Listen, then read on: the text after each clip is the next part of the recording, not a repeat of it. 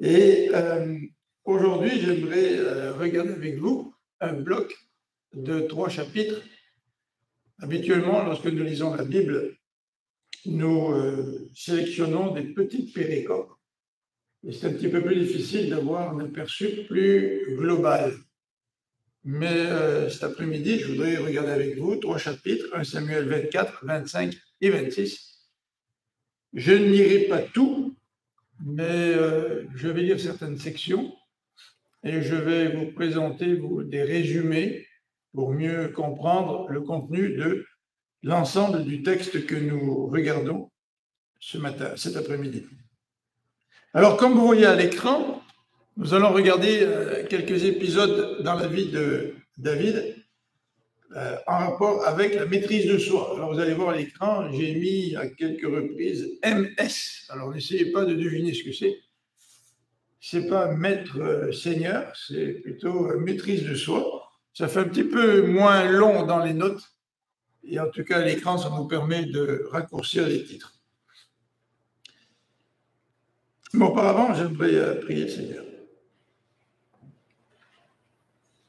Seigneur, nous voulons te remercier encore une fois pour ta parole, parce qu'elle est notre nourriture. Tu nous parles au travers de la Bible. Et c'est vrai, lorsque tu parles, nous voulons nous aussi dire, parle car ton serviteur écoute, ta servante écoute. Seigneur, que notre respect pour la parole de Dieu se manifeste aussi par notre écoute. Nous te demandons donc de nous parler cet après-midi. Amen.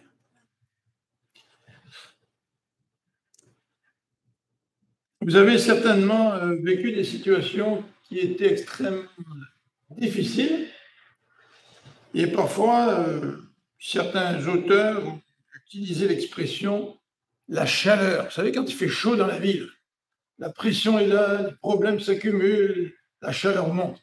C'est une métaphore, mais l'accent évidemment sur ce que nous vivons et sur l'intensité des épreuves que nous pouvons parfois vivre. J'aimerais ce matin regarder un peu certaines situations dans lesquelles David a trouvé que c'était vraiment chaud. L'épreuve était vraiment solide, difficile à surmonter. Et on va le faire dans 3 chapitres. Tout d'abord, le chapitre 24. Là, j'essaie de savoir si ça marche, mais ça avance pas. Chapitre 24. Là, ça va? Ok. Non. Deux fois. Les problèmes techniques. Comment? C'est moi. Ah, ça marche. Ah, c'est vous qui l'avez fait? Ouais. Si vous voulez l'avancer, je peux le faire vous aussi. La corde est trop courte. Alors, nous allons regarder 3 épisodes de la vie de David. Chapitre 24. Saül poursuit David. Vous savez que Saül en voulait à la vie de David. Et nous allons voir dans ce chapitre l'épisode de la caverne d'En-Gedi. Ensuite, nous allons voir une deuxième situation extrêmement difficile pour David au chapitre 25. Au chapitre 25, David fait face à l'ingratitude de Nabal. Nabal, c'est un homme qui a profité de David et de ses hommes, puisque David et ses hommes ont protégé ses troupeaux. Et quand David a un besoin particulier et se tourne vers Nabal en se disant ben, Nabal va m'aider, moi j'ai tellement fait du bien, eh bien non, Nabal refuse de l'aider. Il refuse de lui donner de la nourriture pour ses hommes et pour David. Et c'est une situation extrêmement difficile, non pas parce que David est poursuivi par Saül, mais il fait face aussi à un méchant. Nabal, ça veut dire fou, à quelqu'un qui est fou. Donc dans les 3 chapitres, David fait face à 2 hommes, Saül, Nabal, et ensuite au chapitre 26, encore une fois à Saül, qui poursuit David dans le désert. Et cette fois-ci, David va demander à un de ses hommes d'élite de venir avec lui dans le camp de Saül pour lui prendre sa lance et sa cruche alors qu'il dormait au milieu de ses hommes d'élite. Alors voilà un petit peu les circonstances qui nous présentent la vie de David, la chaleur, le stress, les épreuves à travers lesquelles il a pu vivre. Et la plupart du temps, c'est dans des épreuves, dans des difficultés, que nous montrons si nous avons la maîtrise de nous-mêmes. Quand l'épreuve devient difficile, quand le stress devient difficile, eh bien, la vraie personne, notre vraie personne, c'est fantastique, ça marche. Je pense que vous avez oublié d'ouvrir ça. Hein, c'est ça. Oui, c'est ça. Il faut mettre ça sur on. Alors donc, c'est dans ces circonstances que nous pouvons démontrer ou non si nous avons la maîtrise de nous-mêmes. En fait, la maîtrise de soi, ce n'est pas nécessairement une qualité humaine. D'un point de vue humain, on peut être, de façon générale, quelqu'un qui maîtrise plus ou moins, mais la Bible nous dit que la maîtrise de soi, ça fait partie du fruit d'esprit. Vous savez que le fruit d'esprit nous est présenté sous 9 caractéristiques dans l'Épître aux Galates, et chacune des caractéristiques sont liées les unes aux autres. Nous ne pouvons pas vivre la joie si nous ne sommes pas en paix. On pourrait prendre chacune des 8 caractéristiques et dire que nous ne pouvons pas vivre chacune d'entre elles si nous n'expérimentons pas la maîtrise de nous-mêmes. Si je ne me contrôle pas, forcément que je vais perdre ma joie, je vais perdre ma paix, il y a beaucoup de choses, beaucoup de conséquences qui vont s'en suivre. Alors, de manière générale, quand on parle de la maîtrise de soi, nous pouvons dire qu'il s'agit du fruit d'esprit, mais nous pouvons ajouter que dans certains cas, Dieu, dans sa providence, agit en nous pour éviter que notre manque de contrôle de nous-mêmes nous entraîne dans des difficultés. Et dans le psaume 141, je pense qu'une des versions dit, on fait allusion au fait qu'on demande à Dieu de ne pas nous laisser à notre mal, à notre péché. Donc, nous avons besoin que Dieu nous aide aussi à ne pas pécher pour éviter certains problèmes, parce que notre inclinaison naturelle, ce serait de pécher. Alors, au chapitre 25, on va voir un exemple de ça. Alors, voici le plan que je voudrais vous proposer pour ce matin, cet après-midi. Il faut vraiment s'ajuster à ce matin, cet après-midi. Au moins, quand vous faites le service l'après-midi, vous ne dormez pas. D'habitude, les gens, ils dorment le matin à l'église. L'après-midi, c'est fantastique. Alors, voici le plan. La maîtrise de soi et l'occasion. Est-ce qu'il y a un lien entre saisir les occasions qui sont devant nous et la maîtrise de soi? Et c'est ce que nous allons voir en rapport avec le chapitre 24. Dans le deuxième chapitre, nous allons voir comment Dieu aide David à ne pas tomber en rapport avec un manque de contrôle. David a fait preuve d'un manque de contrôle au chapitre 25. Alors qu'au chapitre 24, il a fait preuve d'un contrôle extraordinaire. Et vous savez, quand on a une victoire dans un domaine, ça ne veut pas dire que maintenant c'est fini, on va avoir la victoire toute la vie dans ce domaine-là. Alors, au chapitre 24, Saül a un très bon comportement. Au chapitre 25, ce n'est pas du tout le même type de comportement. Et il manque de contrôle de soi. Et au chapitre 26, de nouveau, il est question de Saül qui poursuit David. Et là encore, David va faire preuve de contrôle de lui-même. Mais j'aimerais, dans cette troisième section, que nous puissions mettre l'accent sur la maîtrise de soi et la foi. Parce que c'est le manque de foi qui souvent nous fait tomber et qui nous fait perdre le contrôle. Alors, regardons tout d'abord le chapitre 24, 1 Samuel, chapitre 24. Alors, comme je l'ai dit, je vais tantôt faire des résumés ou lire des versets spécifiques pour que nous puissions vraiment mieux comprendre le contexte. Chapitre 24, à partir du verset 4. Alors, Saül décide de poursuivre David avec des hommes d'élite. Il rassemble 3000 soldats d'élite d'Israël. Et le texte nous dit au verset 4, en passant près des parcs à moutons en bordure du chemin, il vit une grotte et y entra pour satisfaire un besoin naturel. Or, David et ses hommes se tenaient précisément au fond de cette grotte. Les compagnons de David lui chuchotèrent: Voici le moment annoncé par l'Éternel lorsqu'il t'a promis de te livrer ton ennemi pour que tu le traites comme bon te semble. Alors David se leva, et au lieu d'aller couper la gorge de Saül, il coupe un pan de manteau de Saül sans que celui-ci s'en aperçoive. Verset 6, dès qu'il l'eut fait, son cœur se mit à battre très fort, parce qu'il avait coupé un pan du manteau de Saül. Il dit à ses hommes, que l'Éternel me garde de jamais faire une chose pareille et de porter la main sur mon Seigneur à qui Dieu a conféré l'onction, car c'est de la part de l'Éternel qu'il a été oint. Par ces paroles, David arrêta ses hommes, il ne les laissa pas se jeter sur Saül, et le roi sortit de la grotte et continua son chemin. À la lecture de ces quelques versets, nous pourrions nous poser une question importante. Cet événement est-il le fruit de la providence de Dieu qui livre Saül entre les mains de David, ou est-ce un test pour David? Alors, les soldats de David, eux, ils ont opté pour la première option. Ah, c'est Dieu dans sa providence qui te livre David entre nos mains. Et remarquez ce que les hommes de David lui disent au verset 5. Voici le moment annoncé par l'Éternel lorsqu'il t'a promis de te livrer ton ennemi pour que tu le traites comme bon te semble.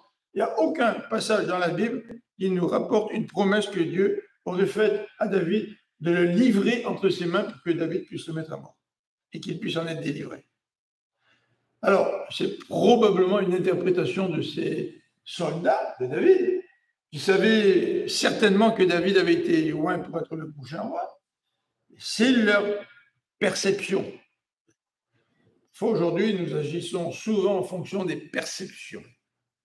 Nous croyons que dans certains événements, c'est Dieu qui agit. Et d'autres personnes interprètent les choses différemment. Non, ce n'est pas vraiment Dieu qui agit. Est-ce que la vie chrétienne consiste simplement à réagir à certaines perceptions que nous avons? Alors, si toi, tu as une certaine perception, ben, ça va, c'est bon pour toi. Toi, tu as une autre perception, ben, c'est bon. Mais pour David, ce n'était pas une question de perception. L'attitude de David est très simple. Même si Saül se trouve livré entre ses mains et qu'il pourrait le tuer, David est convaincu qu'il ne doit pas porter la main sur celui que Dieu a choisi. Cela ne veut pas dire que David cautionne les péchés de Saül. Cela signifie simplement que David reconnaît que Dieu a fait un choix et il reconnaît que c'est Dieu qui va intervenir si jamais il faut ôter à Saül, la royauté. Donc David reconnaît que c'est important pour lui de respecter ce roi. D'ailleurs, quand il a coupé un morceau de son manteau, son cœur s'est mis à battre. Comment ça, j'ai fait ça au roi d'Israël, j'ai fait ça loin de l'Éternel. Son respect pour le choix de Dieu est tellement grand dans le cœur de David qu'il ne veut pas ôter la vie du roi. Vous savez, il y a un dicton qui dit, en français, « l'occasion fait le larron ». Et quand on a une occasion, eh bien, on pêche. Si tu vas au magasin, et puis que la personne, la caissière, se trompe dans la facture, et puis tu sors du magasin avec un $100 de réduction, enfin, c'est pas de réduction, c'est une erreur. Qu'est-ce que tu dis là? Qu'est-ce que tu fais? Est-ce que l'occasion fait le larron? Alors, tu n'avais pas l'occasion avant, maintenant que tu as l'occasion, ben, tu fais rien. Et t'empoches le $100 tu te mets le $100 dans la poche. Est-ce que l'occasion fait le larron? Est-ce que ce proverbe s'adapte aussi à nous? Ah oui, nous sommes des bons témoins de Jésus-Christ, mais s'il y a certaines occasions qui sont devant nous, on pourrait vraiment faire des écarts. Est-ce que c'est vraiment ce qui caractérise notre vie? Ou est-ce que nous avons des principes et que nous savons discerner ce que Dieu veut, même s'il semblerait que dans cette situation-là, nous pourrions peut-être... En fait, en faisant cela, nous allons désobéir à Dieu. Alors, Dans ce chapitre 24, nous allons voir, il s'agit d'un appel à la justice divine, verset 9. Verset 9 au chapitre 24. Alors David sortit de la grotte derrière lui et appela Saül. Mon Seigneur le roi. Remarquons le respect de David. Saül se retourna et David s'inclina respectueusement le visage contre terre et se prosterna. Ah, c'est le gars là qui en veut à David. Hein. C'est pas la première fois, il a fallu déjà le clouer contre la paroi lorsque David jouait de la musique pour calmer son mauvais esprit. Ça s'est produit 2 fois. Vous connaissez différentes expériences de David face à Saül. Mais se prosterne le visage contre terre. Puis il dit à Saül, pourquoi écoutes-tu ceux qui te disent que je cherche à te nuire? Aujourd'hui même, tu vois de tes yeux que l'Éternel t'avait livré à mon pouvoir dans la grotte. On me disait de te tuer, mais je t'ai épargné et j'ai dit, je ne porterai pas la main sur mon Seigneur, car il a reçu l'onction de la part de l'Éternel. Regarde! Oh, le vocabulaire change là. Oh, mon Père. Ça, c'est un terme qui est rempli d'émotion. Hein. Voyez-vous l'état de cœur de David? Il n'est pas du tout rempli de vengeance envers Saül. Il le considère même comme son père. Il n'est pas obligé d'utiliser cette expression. Regarde, oh mon père, oui, regarde ce que je tiens dans ma main. Un pan de ton manteau. Puisque j'ai coupé le pan de ton manteau et que je ne t'ai pas tué, reconnais donc qu'il n'y a de ma part ni malveillance, ni révolte, et que je n'ai aucun tort envers toi. Alors que toi, tu me traques pour m'ôter la vie. Alors même si David est très respectueux, il est lucide. Hein. Il ne va pas minimiser le mal que ça a fait. Parfois, on ne veut pas trop de conflits. Alors, quand on s'adresse à quelqu'un avec qui on a des relations un petit peu difficiles, on minimise la souffrance, on minimise les actions de l'autre. Mais non, David est tout à fait réaliste. Hein. Donc, il dit bien au verset 12, « Toi, tu me traques pour m'ôter la vie, que l'Éternel juge entre moi et toi, et qu'il te fasse payer le mal que tu m'as fait. » Et il est clair, hein, David. Tu m'as fait du mal, mais moi, je ne porterai pas la main sur toi. Comme le dit le vieux proverbe, du méchant vient la méchanceté, mais je ne porterai pas la main sur toi. Contre qui le roi d'Israël est-il parti en guerre? Qui poursuis-tu? Un chien mort, une misérable puce. Je ne sais pas si par humilité vous êtes déjà traité de puce vous-même, en tout cas. Remarquons le langage de David. Oui, l'Éternel sera notre juge, il prononcera son verdict entre moi et toi, qu'il examine et qu'il défende ma cause, qu'il me fasse justice et qu'il me délivre de toi. Donc, dans ces quelques versets, voici quelques commentaires que nous pouvons faire relatifs à David. David, dans les versets 10 et 12, déclare son innocence. J'ai rien fait contre toi. J'aurais pu te tuer. J'ai rien fait contre toi. Il déclare son innocence et dans les versets 13 à 16, il fait appel à la justice de l'Éternel. C'est l'Éternel qui va faire justice entre toi et moi. Donc, au lieu de prendre des choses en main, au lieu de contrôler la situation, David laisse à Dieu le contrôle. Il fait appel à la justice de l'Éternel. Alors, devant l'exemple de David, nous pourrions nous poser quelques questions quant à savoir comment réagissons-nous face à l'injustice. Et l'injustice sur cette terre, elle peut être vraiment horrible. Ça peut être révoltant, vraiment révoltant. Mais certains sont beaucoup plus sensibles à l'injustice que d'autres. Et on dirait qu'à peine il y a une petite injustice en quelque part, ces gens veulent se porter au secours de ceux qui sont injustement traités. On dirait qu'ils réagissent très rapidement, c'est comme un réflexe. Ils ont du mal à vivre avec l'injustice. Parce qu'en fait, même si tu n'aimes pas l'injustice, la plupart du temps, que peux-tu faire contre l'injustice?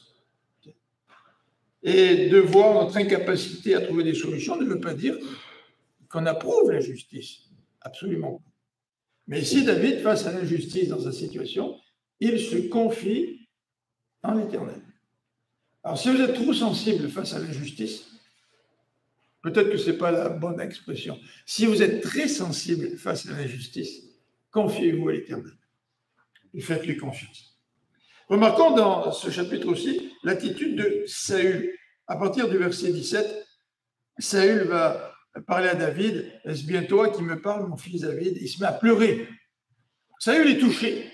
Bon, c'est un émotif, Saül, parce que 2 chapitres plus loin, il décide de poursuivre David de nouveau. Et David comprend un petit peu ce que vit David. Il n'est pas dupe.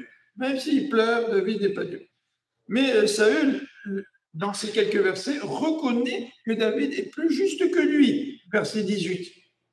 Puisque toi, David, tu m'as traité avec bonté, alors que moi, je t'ai fait du mal. Il reconnaît qu'il a fait du mal.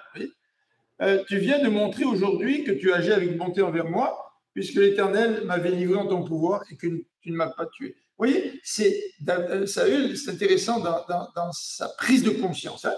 Saül dit, c'est l'Éternel qui m'a livré en ton pouvoir. Et ce n'est pas pour ça que David l'a tué. Comprenez-vous? Donc, saisir une occasion, est-ce que c'est vraiment une occasion que Dieu me donne pour que j'agisse de telle manière ou c'est un test pour ma foi? Alors, nous avons besoin, comme nous l'avons dit, du discernement. Donc, Saül reconnaît la bonté de David et va même plus loin.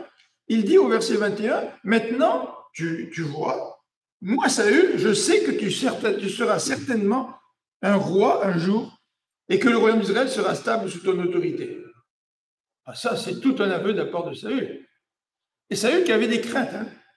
Il avait des craintes. Et la crainte qu'il avait, il l'aborde au verset 22. Il a peur que David, en devenant roi, extermine sa famille. Et dans le Proche-Orient ancien, ça arrivait à chaque fois qu'il y avait un changement de dynastie, le nouveau roi éliminait tous les membres de la famille du roi déchu ou du roi qui était mort pour éviter que les fils du roi précédent un jour réclament la royauté et que ce soit un danger pour lui. Alors Saül avait des craintes vis-à-vis de David. Mais David le rassure en lui promettant de ne pas agir ainsi. Donc voilà, premier chapitre, chapitre 24, saisir l'occasion.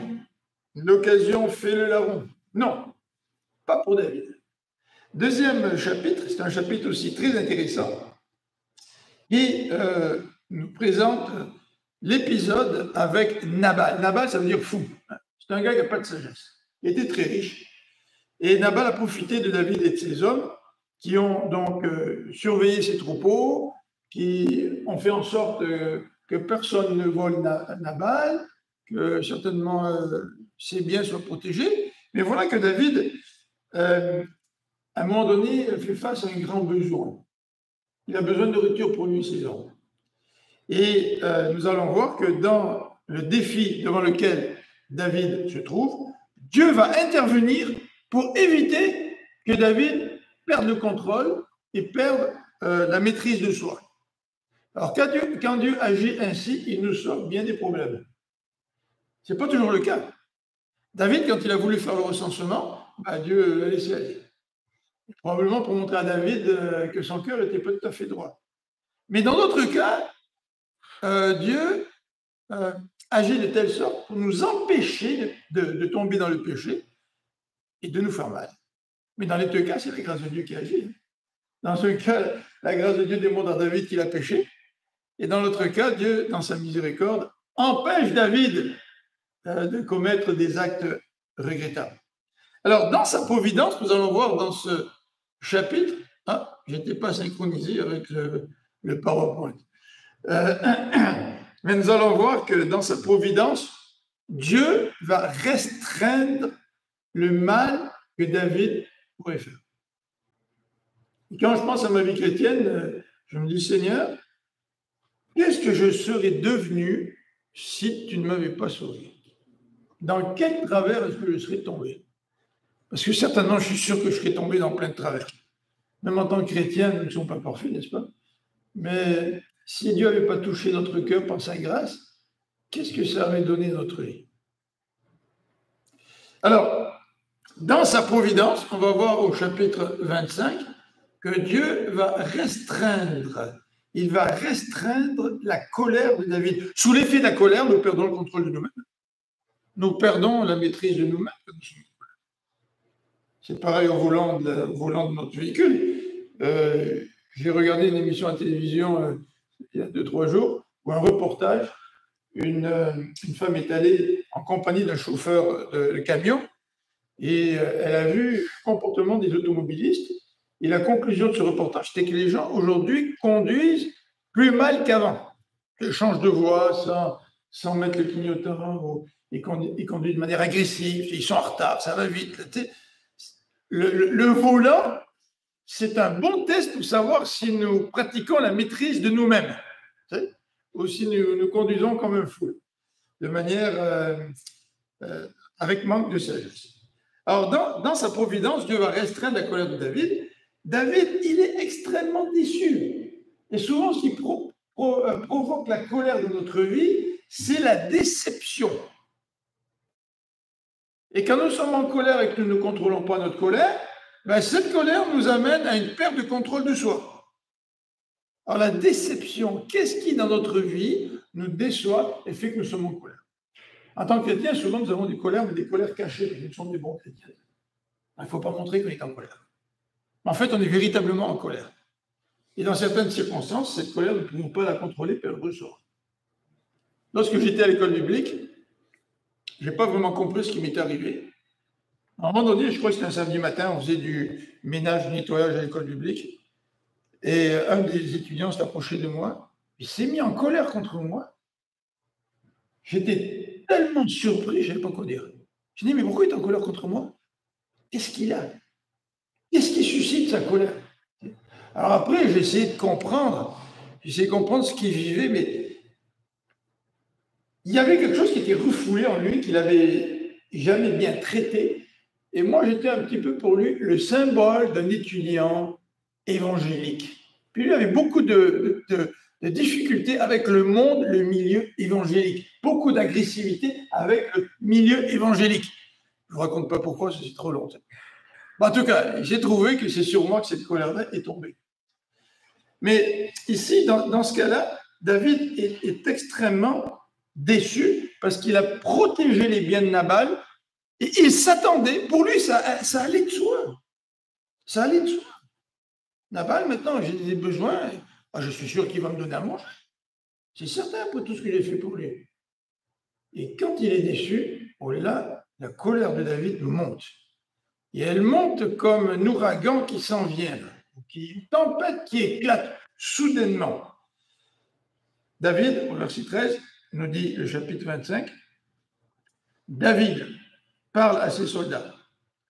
Il ordonne à ses hommes que chacun prenne son épée. Chacun met son épée à la ceinture. David aussi ceignit la sienne et partit avec environ 400 hommes, laissant les 200 autres pour garder leurs affaires. Est-ce que David a pris le temps de consulter l'Éternel? Est-ce qu'il a pris le temps de prendre du recul? Absolument pas. C'est une réaction spontanée. Hein. Tout de suite. Il apprend la réponse de Nabal. Tout de suite, on prend les armes, on y va. On va lui régler son compte. Alors, vous avez dans ce chapitre 4 références. On va regarder tout d'abord simplement le verset 26, parce que les autres répètent la même idée. C'est Abigail qui parle. Vous savez qu'Abigail, quand elle a appris que David venait avec 400 soldats pour régler le compte de toute la tribu de Nabal, c'est pas juste Nabal. Hein. Remarquez comment la colère de David était quand même disproportionnée. Il voulait régler le compte à toute la tribu de Nabal, hommes, femmes, enfants, serviteurs, etc. L'épouse de Nabal dit, moi je vais prendre de la nourriture et je vais l'amener à David. Elle l'a fait secrètement. Et là, elle rencontre David, elle lui livre de la nourriture. Et par ce geste, elle a arrêté la colère de David.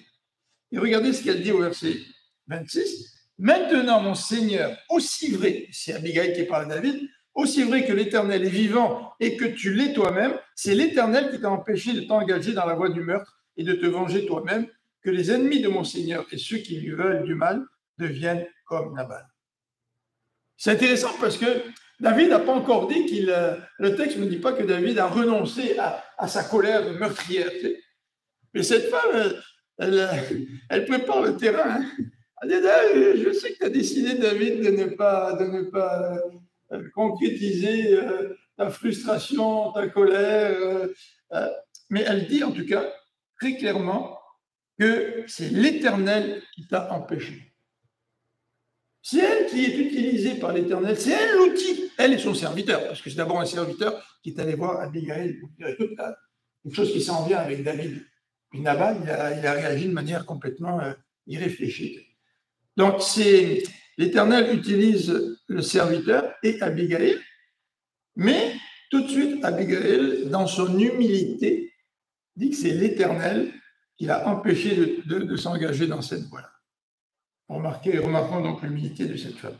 Alors, il y a 4 références, vous les avez à l'écran, verset 26, verset 33, verset 34 et verset 39. Donc, à un certain moment donné, c'est David lui-même qui reconnaît que l'Éternel est intervenu dans sa providence pour restreindre sa colère et l'empêcher de commettre le meurtre. Alors, comme je viens de le dire, Dieu utilise des hommes, il utilise des femmes dans des situations de crise pour nous empêcher de faire des erreurs. Est-ce que nous savons les écouter? Abigail, le geste qu'elle a posé a été extraordinaire. Ça a apaisé complètement David. Alors, est-ce que nous sommes des serviteurs de Dieu, comme Jésus les appelle, des artisans de paix? Ou, quand nous sommes tentés de perdre le contrôle de nous-mêmes, est-ce que nous écoutons ceux que Dieu met sur notre chemin, les artisans de paix que Dieu met sur notre chemin, pour nous éviter de perdre le contrôle de nous-mêmes? Dans sa providence, Dieu parle aussi, il nous instruit. Dieu instruit les hommes de David dans la caverne d'En-Gedi par l'exemple de David. Je veux dire, l'exemple de quelqu'un qui se contrôle. Ça parle, c'est un témoignage. Et l'exemple du père qui s'énerve tout le temps au volant de sa voiture alors que les enfants sont derrière, ça parle aussi, mais ça ne dit pas le même message. La manière dont nous contrôlons nos émotions, la manière dont nous avons la maîtrise de nous-mêmes est tout un témoignage envers ceux qui nous écoutent. Et dans ce cas-là, au chapitre 24, David est un témoignage pour ses soldats, même si tous ces soldats n'acceptent pas la décision de David. Mais au chapitre 25, c'est Dieu qui restreint David, et là encore, c'est le témoignage de Dieu dans la vie d'un homme qui aime son Dieu. Nous sommes en présence de 2 situations dans laquelle David fait preuve de discernement, chapitre 24. Deuxième situation, dans laquelle David fait preuve d'aveuglement. Mais oh, quelle grâce d'avoir un Dieu qui, malgré nos aveuglements, vient nous éclairer pour nous éviter de perdre notre contrôle. Dans sa providence, aussi, nous pouvons remarquer dans ces deux chapitres et les chapitres précédents, c'est que Dieu encourage. Dieu n'est pas là en train de dire à David, David, je veux que tu te contrôles toi-même. Alors maintenant, il faut que tu fasses des efforts pour contrôler toi-même. Mais non, Dieu n'agit pas comme ça. Dieu, il agit dans la vie de David et il encourage David. Et cet encouragement sert à David pour bâtir une meilleure maîtrise de lui-même. Pourquoi se maîtriser? Dieu m'a donné la victoire devant Goliath, n'est-ce pas? Dieu me libère devant Saül. À plusieurs reprises, Dieu l'a libéré devant Saül. Oh, Dieu lui donne la victoire face aux Philistins lorsqu'il sera en guerre. Mais c'est Dieu qui agit dans ma vie. Ah bien, pour David, ça devait être un encouragement à continuer à faire confiance en Dieu. Dans un cas, il a fait preuve de maîtrise de lui-même, chapitre 24. Dans l'autre cas, il a failli tomber, si ce n'était de la grâce de Dieu. Vous avez 3 encouragements que Dieu donne aussi, spécifiques. C'est que dans ces 3 références, il est dit à chaque fois, David, tu vas régner sur Israël. Une personne qui lui dit au chapitre 24, c'est Saül. Une autre personne qui lui dit au chapitre 25, c'est Abigail. Et il y a d'autres, il y a aussi Jonathan qui avait déjà dit à David, qui était convaincu qu'il allait régner sur Israël, le fils du roi, imaginez-vous. Alors Dieu encourage par toutes sortes de moyens David, et il le fait dans sa providence, comme il l'a fait d'ailleurs avec Joseph. La vie de Joseph, c'est une vie exemplaire en ce qui a trait à l'action de Dieu, la providence de Dieu dans la vie de quelqu'un. Vous connaissez l'histoire de Joseph. Alors Joseph, il a eu des hauts et des bas, mais dans sa providence, Dieu a tout contrôlé. Et Joseph est resté fidèle à Dieu. Joseph a toujours fait preuve de maîtrise de lui-même, particulièrement devant cette belle femme qui voulait coucher avec lui. Ouais, mais c'est la femme de son patron. Alors, il a résisté, n'est-ce pas? Et quand elle voulait même s'accrocher à son vêtement, il a fui en lui laissant son manteau entre les mains, et le manteau dont elle s'est servie pour l'accuser par la suite, n'est-ce pas?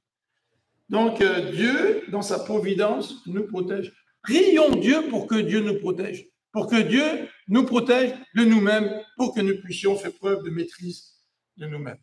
Troisième élément, chapitre 26 de ce bloc que nous regardons ensemble, chapitre 26, rebelote, Saül décide de nouveau de courir après David. David se trouve dans les collines de Aquila, à la lisière du désert de Ziph, et de nouveau, Saül prend avec lui 3000 hommes, ça c'est le début du chapitre 26, 3000 hommes d'élite pour y traquer celui qu'il considère comme son ennemi. Le verset 3 nous dit qu'il établit son camp dans les collines de Aquila, et David s'est aperçu donc que Saül était venu le poursuivre, et David va faire preuve dans sa foi, parce qu'il est question de la foi de David dans ce chapitre, comme nous allons le voir. David va faire preuve d'audace. Il va faire preuve d'audace. Bon, ça fait peut-être écho à certains titres sur la foi, l'audace de la foi. Bon, il faut faire attention, parce que, enfin, notre audace n'est que le fruit de notre manque de sagesse. Mais ici, David fait preuve d'audace, et Dieu va appuyer l'audace de son serviteur. Le verset 6 nous dit ceci. David appela Ahimelech le Hittite et Abishai, fils de Tsirouya, et frère de Joab. Il leur demanda, qui de vous viendrait avec moi jusqu'à Saül dans le camp? Bah, David, c'est une drôle d'idée, là, tu vas aller visiter Saül en plein milieu du camp. Tu sais. Et Abishai répond, bien, je suis prêt à y aller. Il se glisse de nuit au sein de la troupe de Saül qui était en train de dormir. Et le texte nous dit que l'Éternel a fait tomber un profond sommeil sur Saül et ses 3000 hommes, ce qui permet à David et Abishai de s'avancer jusqu'au chevet de Saül qui était tendu à terre. Et là encore, Abishai dit, écoute, aussi vrai que l'Éternel est vivant. Ah, lui, il a un bon vocabulaire évangélique, chrétien, aussi bon que l'Éternel est vivant, aussi vrai que l'Éternel est vivant, eh bien, cette nuit, Dieu livre ton ennemi en ton pouvoir. Permets-moi de le clouer au sol d'un seul coup de lance. Je ne voudrais pas y revenir deux fois. C'est des hommes qui savent se battre, là, ils savent comment tuer quelqu'un d'un seul coup. Et David lui dit, non, il dit, ne le tue pas, car qui resterait impuni après avoir porté la main sur celui à qui l'Éternel a conféré l'onction. Aussi vrai que l'Éternel est vivant, là j'ai lu un petit peu trop vite, c'est pas Abishai, mais c'est David qui emploie cette expression. Aussi vrai que l'Éternel est vivant, c'est l'Éternel qui le frappera, soit en le faisant mourir, verset 10, de mort naturelle, soit en le faisant périr à la guerre. Alors, l'audace de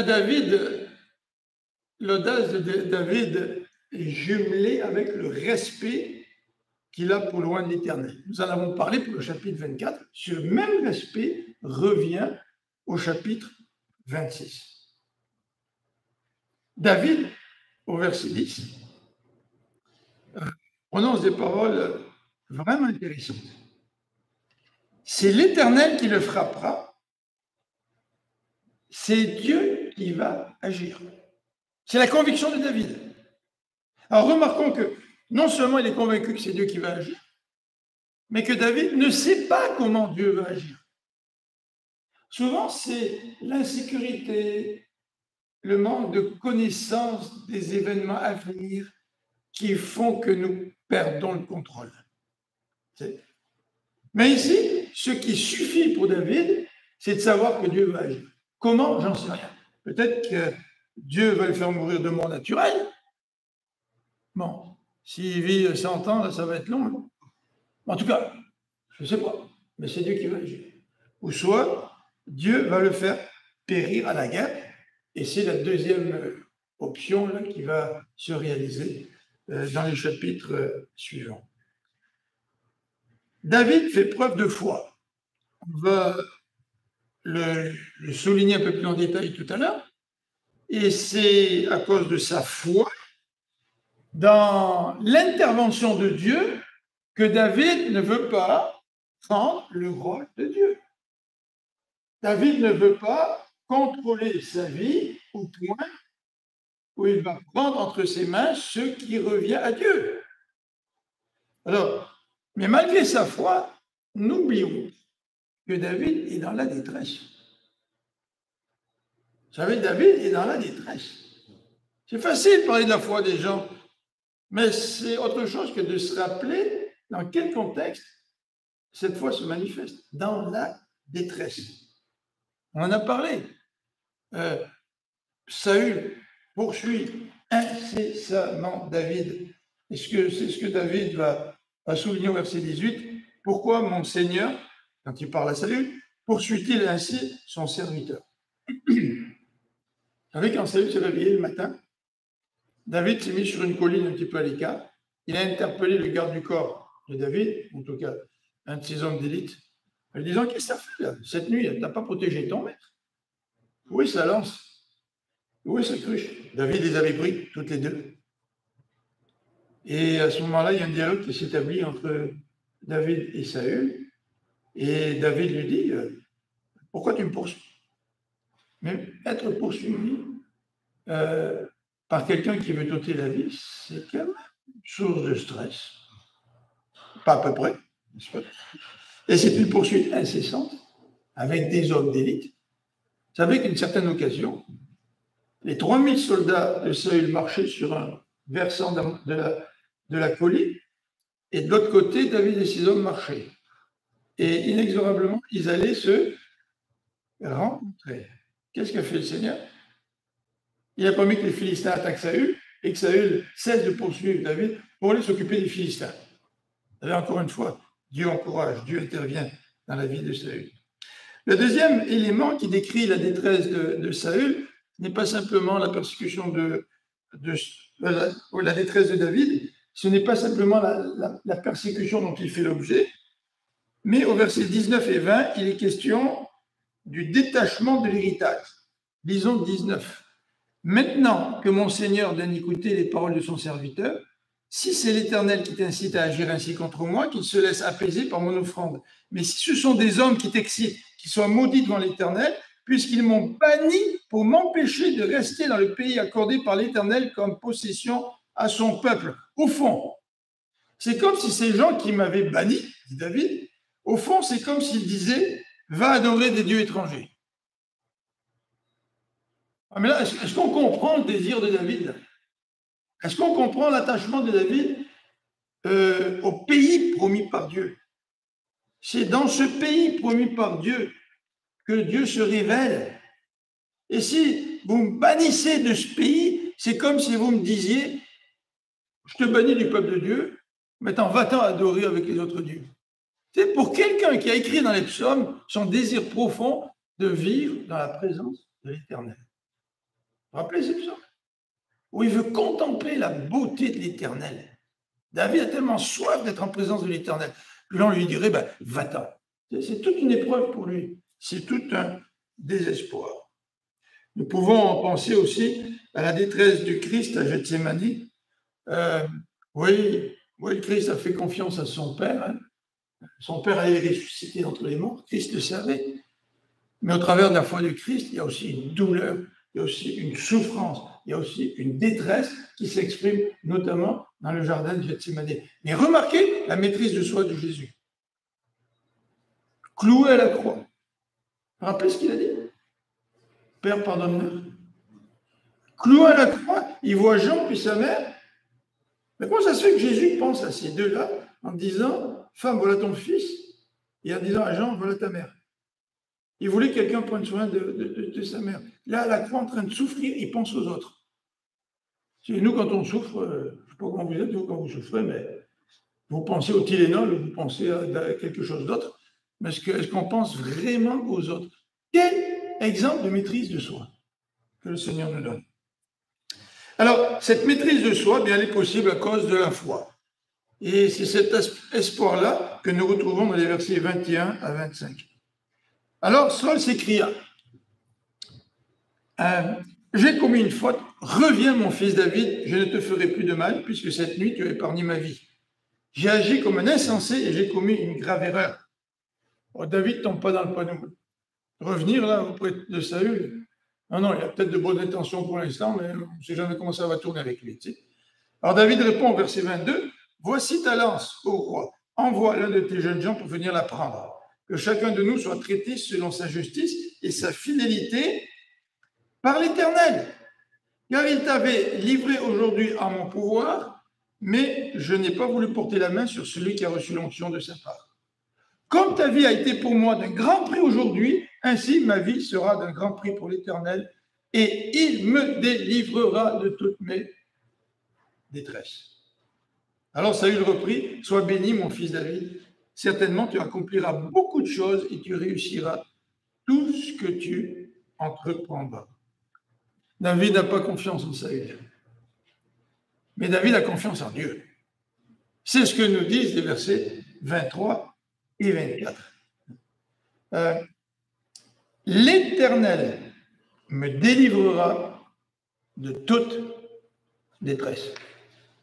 Est-ce que ça veut dire que David a fait un sans faute? Absolument pas. Un petit peu plus loin, si on lit le livre de Samuel, David décide d'aller vivre chez les Philistins. Il était tanné là, que Saül le poursuive. Alors que le prophète Gad lui avait dit, reste dans le sud de Juda. Ah, il s'en va vivre avec les Philistins. Puis là, il a tellement peur de perdre la vie qu'il se fait passer pour un fou, il bave, tout ça. Puis le roi dit, ah ben c'est le célèbre David, non, c'est pas lui. Là. Et à un moment donné, il est obligé de jouer un double jeu. Hein? Il demande au roi de lui donner un petit village pour qu'il puisse être tranquille et faire ses affaires sans que le roi s'en aperçoive, le roi de Gath. Et puis il mène des razzias contre les ennemis d'Israël. Mais il liquide tout le monde, il n'y a pas de preuve. Tu sais. Puis il revient dans le village que le roi lui a donné. Puis quand les Philistins décident d'attaquer Israël, la question se pose, bon David, tu viens avec nous, tu ne viens pas avec nous attaquer Israël? Qu'est-ce que David a fait en prenant la décision d'aller vivre chez les Philistins? Tu sais. Bon, il n'a pas fait un sans faute, David. Mais David a la conviction, en tous les cas, d'après ce texte, que Dieu va le délivrer de toutes ses détresses. Et c'est la foi qui me permet de faire preuve de maîtrise de moi-même et de toi-même. Sans la foi, nous doutons. Et sans la foi, nous ne nous contrôlons plus, surtout quand les choses ne se passent pas comme nous voulons et que nous perdons le contrôle. Remarquez encore au verset 25 que Saül va encourager David. Voilà, il va encourager David en lui disant qu'il va réussir dans tout ce qu'il entreprendra. Conclusion. Je n'ai pas demandé ce matin combien de temps j'avais, j'espère que je suis dans le temps. Conclusion, soulignons quelque chose qui revient dans ce livre de 1 Samuel. Et ce qui revient, c'est l'échec de l'être humain. Regardez quelques exemples. Élie et ses fils. Vous vous rappelez les fils d'Élie qui prenaient des offrandes qui étaient réservées à l'Éternel, qui les prenaient pour eux-mêmes ou qui couchaient avec les femmes qui venaient adorer l'Éternel. C'est vraiment des méchants prêtres et Dieu a prononcé un jugement sur eux. C'est un échec. Saül, c'est un échec. Le début du livre de Samuel, 1 Samuel en tout cas, c'est une référence à des échecs. Et même Samuel, le prophète, regardez son incapacité à voir le cœur. Quand Dieu lui dit, va oindre roi, un successeur à Saül. Oh, Samuel fait passer les fils d'Isaïe devant lui, il voit le fils aîné, il est grand, il est beau. Ah, c'est certainement lui que Dieu a choisi. C'est pas lui. Parce que Dieu ne regarde pas l'apparence, mais regarde au cœur. Et David, au chapitre 25, avec cet épisode de Nabal, eh bien, démontre aussi que naturellement, il ne peut pas toujours faire preuve d'une maîtrise de lui-même. Mais dans sa providence, Dieu veut nous apprendre. Et il peut nous apprendre à faire preuve de maîtrise de nous-mêmes en nous testant. En nous testant. Comme il a testé David dans la caverne d'En-Gedi. Même si ses combattants lui disaient hey, tu peux y aller, tu peux le tuer. Non. David, il a réussi le test et il apprend à se contrôler. Deuxièmement, Dieu, dans sa providence, peut agir de telle sorte qu'il nous protège du mal. Prions Dieu pour que Dieu nous protège du mal. Prions Dieu. Mais vraiment, prions Dieu. Et troisième élément, c'est que Dieu nous donne la foi. Et il nous donne le Saint-Esprit. Et si nous pouvons faire preuve de maîtrise de nous-mêmes, c'est par la foi dans le Seigneur, par la puissance du Saint-Esprit. Nous sommes habités par l'Esprit. Et l'Esprit veut que nous manifestions les œuvres du Saint-Esprit afin d'être un bon témoin. Prions ensemble.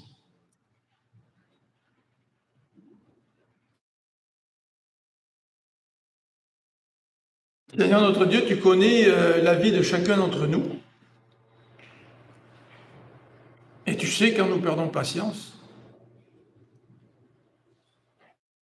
Mais Seigneur, nous voudrions ce soir, cet après-midi, te demander pardon parce que bien souvent, au lieu de reconnaître que nous avons un problème de contrôle de nous-mêmes, nous trouvons des excuses dans les autres et dans les situations. Et comme Adam te l'a dit, Seigneur, nous disons, c'est la femme que tu as mis auprès de moi.